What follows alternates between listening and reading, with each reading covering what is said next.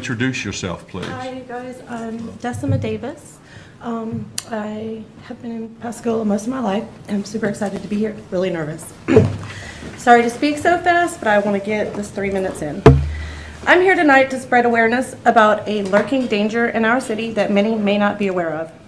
I'm sure most of you here are aware that there has been a very serious opioid epidemic in our country for a long time. Unfortunately, I am part of that story.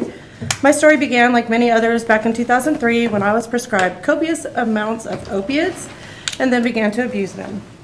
This led to me seeking them illegally on the streets and eventually seeking treatment through centers that offered medicated assisted treatments like Suboxone and Methadone.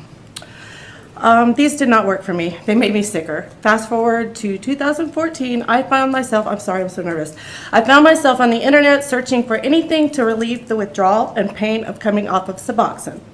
This is when I found what many will call a miracle plant. The name of this plant is kratom.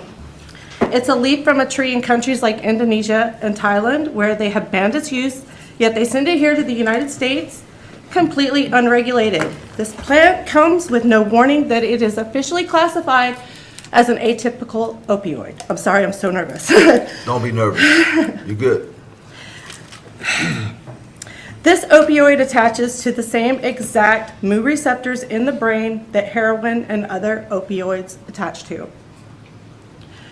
They will tell you it's a nutritional supplement and they sell it at gas stations in our city. The rest is the typical story of a spiral. It didn't take long before I was exhibiting all of the classic addictive behaviors I had in the past. Lying, stealing, taking too much, spending money that I didn't have, and fits of rage were an everyday occurrence. Then there were the physical side effects, stomach issues, hair loss, skin issues, neuropathy, depression, thyroid problems, and eventually the worst of all being 3 seizures within 2 months, the last landing me in the back of an ambulance. I didn't even remember who I was. I was definitely ready to quit, but every time I tried to quit, I had classic opioid withdrawal symptoms: throwing up, diarrhea, restless leg syndrome, cold sweats, insomnia, depression.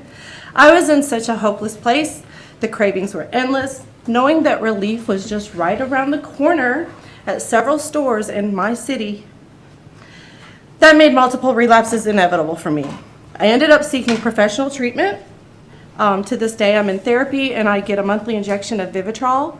For those that don't know, that is a medication called naltrexone. It blocks opioid receptors. I couldn't get high on opioids if I wanted to.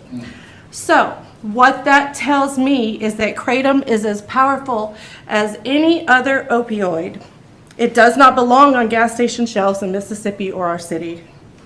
I implore you guys to please support any and all legislation that would address the regulation or even banning of this substance.